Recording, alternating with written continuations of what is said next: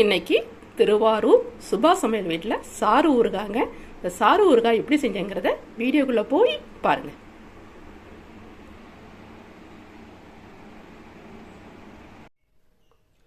எலுமிச்சை பழத்தோட சாரை வச்சு தான் இன்னைக்கு ஊறுகாய் செய்ய போகிறோம்.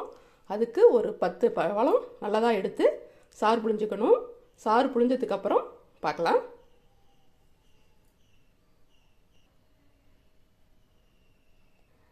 க்ளீன் பண்ணி எடுத்துக்கிட்டேன்.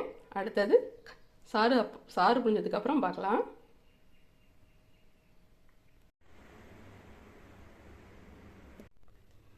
பத்து பழமும் சாறு புழிஞ்சு எடுத்துக்கிட்டேன். அடுத்தது சாறு ஊறுகாய் செய்யறதுக்கு தேவையான பொருட்களை பார்க்கலாம். இதுதான் எலுமிச்சம்பழத்தை வச்சு சாறு ஊறுகாய் செய்யறதுக்கு தேவையான பொருட்கள். இந்த பொருட்களோட வாங்க கிச்சனுக்கு போகலாம். இந்த அளவுகளை எல்லாம் கிச்சனில் சொல்கிறேன்.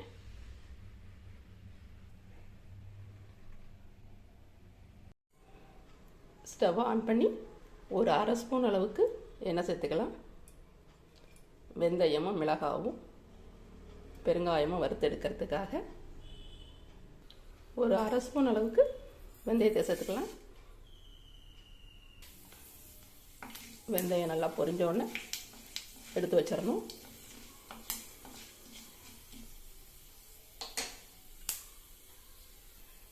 இந்த ஸ்டேஜில் எடுத்துடலாம். அதே எண்ணெயில் சின்ன கட்டி பெருங்காயம், இதையும் நல்லா பொரிச்சு எடுத்துக்கணும்.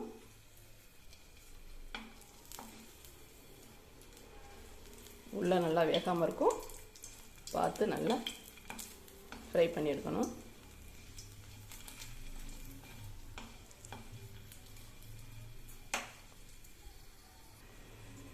நல்லா செவந்துருச்சு. இந்த ஸ்டேஜில் இதையும் எடுத்துடலாம். அடுத்தது அதே எண்ணெயில் 10-12 மிளகாய். ஸ்டவ்வை நல்லா ஸ்லோவாக வச்சுட்டு இதுவும் செவந்தோடனே எடுக்கணும்.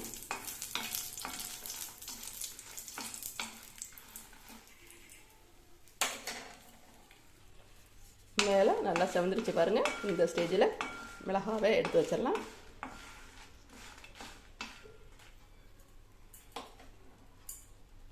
இந்த 3 பொருட்களையும் ஆறுனதுக்கு அப்புறம் பொடி பண்ணிக்கணும். இந்த அளவுக்கு நல்லா பொடி பண்ணிக்கிட்டேன். இதை வேறு பாத்திரத்துக்கு மாற்றிடலாம். அதே கடாயில் ஒரு 2 ஸ்பூன் அளவுக்கு எண்ணெய் சேர்த்துக்கலாம்.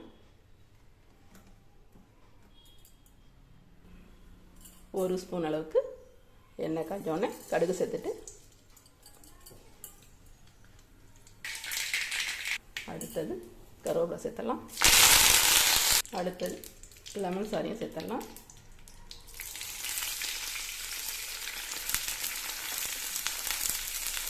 அடுத்த ஸ்டேஜில் ஒரு ஸ்பூன் அளவுக்கு கல் உப்பு. அடுத்தது நுணுக்கி வச்ச மிளகாய் பொடியும் சேர்த்துடலாம்.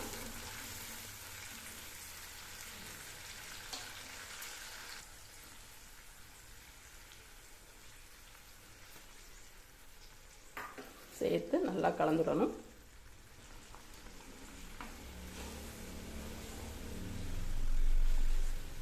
சமையலோட பேசிக் தெரியணும்னா திருவாரூர் சுபா சமையலை சப்ஸ்கிரைப் பண்ணிக்கோங்க.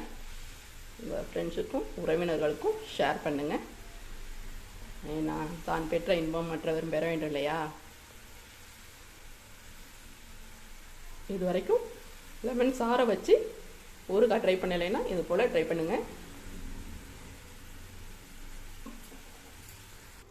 சாப்பாட்டுக்கு உடனே ஊறுகாய் வேணும்னா உடனே இது போல் ப்ரிப்பேர் பண்ணிக்கலாங்க. மற்ற ஊறுகாயெல்லாம் நல்லா ஊறுறதுக்கு லேட் ஆகும். இது ஒரு சாராக இருக்கிறதுனால உடனே ப்ரிப்பேர் பண்ணி சாப்பாட்டுக்கு யூஸ் பண்ணிக்கலாங்க. இது என்னோட ஐடியா தான். 10 நிமிஷம் தண்ணி வற்றினதுக்கப்புறம் வெள்ளைப்பாகு சேர்க்கணுங்க. நல்லா சாறு நல்லா வற்றிருச்சு. இந்த ஸ்டேஜில் வெள்ளைப்பாகு சேர்க்கலாம். பாருங்க, ஊறுகாயை பார்க்கும்போதே செமையாக இருக்குல்ல? சாதத்துக்கு சைட் டிஷ்ஷாக சாப்பிடும்போது இன்னும் செமையாக இருக்குங்க.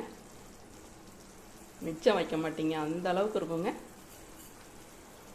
இந்த ஸ்டேஜில் வெள்ளைப்பாகு சேர்த்துக்கலாம்.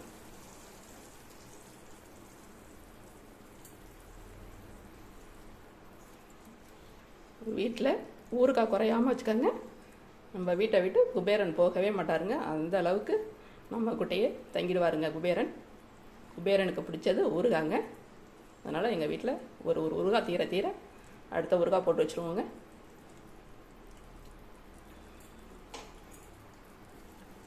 இந்த ஸ்டேஜில் எடுத்து ஸ்டோர் பண்ணி வச்சுக்கலாங்க. அப்படியே வேறு பாத்திரத்துக்கு மாற்றி வச்சிடலாம்.